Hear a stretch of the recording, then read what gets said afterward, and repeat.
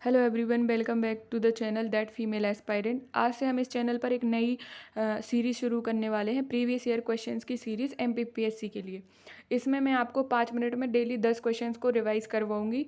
ये आपके लिए दो तरीके से बेनिफिशियल हो सकते हैं। एक तो आपको ये आइडिया लग जाएगा कि प्री में किस तरीके का क्वेश्चन पूछे जाते हैं, दूसरा प्रीलिम्स में अक्सर क्वेश्चन रिपीट होते हैं। तो अगर आप इन वीडियोस को अच्छे से देखते हैं और जो क्वेश्चन मैं बता रही हूँ उनको याद करते जाते हैं तो आपको प्रीलिम्स में 2 से 3 क्वेश्चन का बेनिफिट मिल सकता है।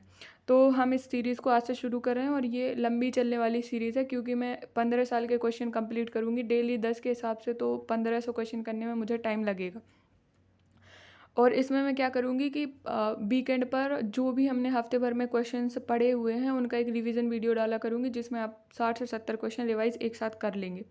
आज इस सीरीज़ का पहला दिन है और हम 2025 का जो प्रीलिम्स का पेपर है उससे शुरू करने वाले हैं। तो हम शुरू करते हैं अपने पहले क्वेश्चन से। हमारा पहला क्वेश्चन है कि कांची का जो कैलाशनाथ मंदिर है वह किस शैली में बना हुआ है। इसके ऑप्शन है राज सिंह शैली, मामल्ल शैली, महेंद्र शैली, नंदीवर्मन शैली। तो आपको इसमें से बताना है कि किस शैली में बना हुआ है। आप अपने दिमाग में आंसर सोचते जाइए और बाद में कमेंट करना कि आपने कितने सही आंसर बताए थे। इसका सही आंसर होगा राज सिंह शैली। साउथ इंडिया में ये शैलियाँ चलती हैं। उसके बाद हमारा जो नेक्स्ट क्वेश्चन है कि एडोब फोटोशॉप जो सॉफ्टवेयर है वो किस तरीके के सामान्य प्रयोजन एप्लीकेशन सॉफ्टवेयर का एक उदाहरण है। इसके जो ऑप्शंस है वो है option A graphic software, option B multimedia software, option C web series software और ऑप्शन डी डेटाबेस सॉफ्टवेयर। आपको इसमें से सॉफ्टवेयर बताना है। तो इसके एमपीपीएससी ने 2 सही आंसर माने थे। एक तो ग्राफिक सॉफ्टवेयर इसका सही है, दूसरा मल्टीमीडिया सॉफ्टवेयर। नॉर्मली जो भी पीएससी आंसर्स मानते हैं वो याद कर लेने चाहिए, क्योंकि अगर नेक्स्ट टाइम कभी रिपीट होता है तो आप वो वाले आंसर पर आपत्ति भी लगा सकते हैं कि आपने पहले ये क्वेश्चन सही माना था। ठीक है। नेक्स्ट हम अपने नेक्स्ट क्वेश्चन पे आते हैं। हमारा नेक्स्ट क्वेश्चन है कि जो राज्य पुनर्गठन अधिनियम 1956 है उसमें कितने राज्य और कितने केंद्र शासित प्रदेश बनाए गए थे। तो इसके ऑप्शन है 11 राज्य 6 केंद्र शासित प्रदेश, ऑप्शन ए। ऑप्शन बी है 12 राज्य 7 केंद्र शासित प्रदेश, ऑप्शन सी है 13 राज्य और 7 केंद्र शासित प्रदेश, ऑप्शन डी है 14 राज्य और 6 केंद्र शासित प्रदेश। आप इसका आंसर अपने दिमाग से लगाइए। इसका सही आंसर होगा वो होगा 14 राज्य और 6 केंद्र शासित प्रदेश। पुनर्गठन के टाइम पे ये जब बने थे तब 14 राज्य थे और 6 केंद्र शासित प्रदेश थे। उसके बाद अगला क्वेश्चन है कि मुस्लिम लीग ने जो डायरेक्ट एक्शन डे है उसकी जो घोषणा की थी वो किस डेट पे की थी। ए ऑप्शन है 22 जून 1946, बी ऑप्शन है 16 अगस्त 1946, सी ऑप्शन है 22 अक्टूबर 1946, डी ऑप्शन है 22 अगस्त 1946। तो इसका सही आंसर है 16 अगस्त 1946 को जो मुस्लिम लीग है उसने डायरेक्ट एक्शन डे की घोषणा कर दी थी।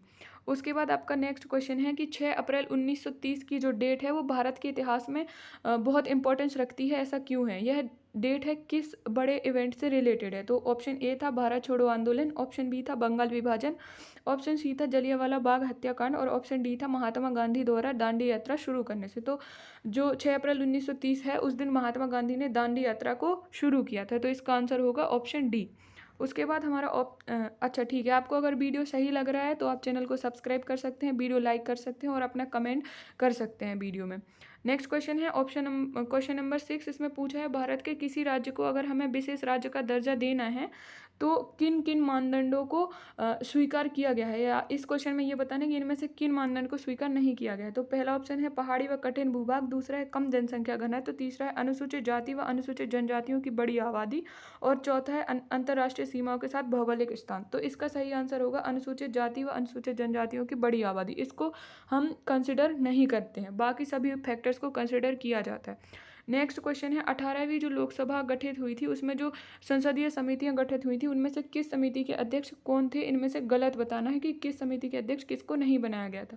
तो लोक लेखा समिति के जो अध्यक्ष थे वो केसी वेणुगोपाल बने थे, ये सही है। उसके बाद अनुसूचित जाति अनुसूचित जनजाति कल्याण समिति के फग्गन सिंह कुलस्ते थे, ये भी सही है। अन्य पिछड़ा वर्ग के गणेश सिंह थे, ये भी सही। इसका आंसर गलत होगा अनुमान समिति। इसके बैजयंत पांडे नहीं थे, इसके थे संजय जायसवाल। कौन थे? संजय जायसवाल जी।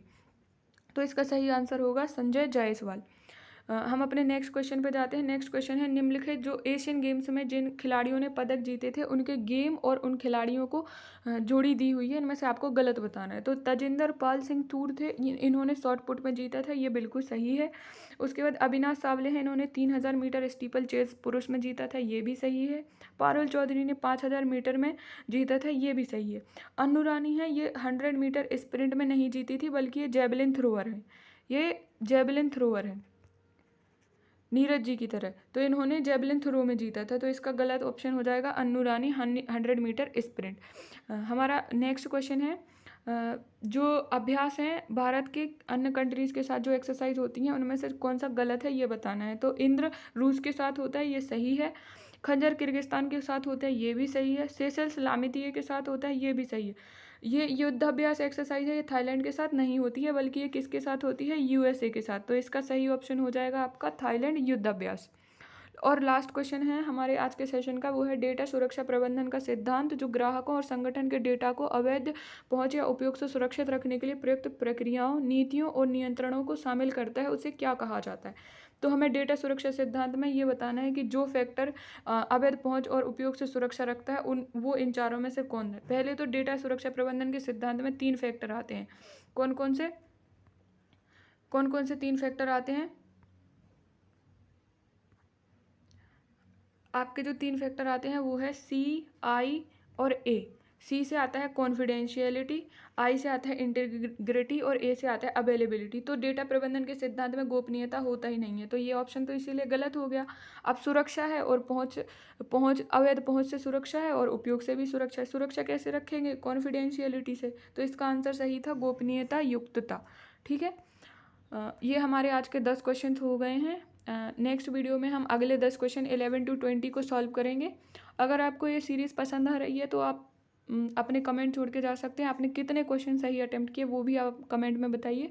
चैनल को सब्सक्राइब कीजिए और शेयर कीजिए और बताइए कि आपको और किस तरीके से मैं पीएससी के प्रिपरेशन में हेल्प कर सकती हूँ, तो मैं उसको भी करने की कोशिश करूँगी। Thank you very much.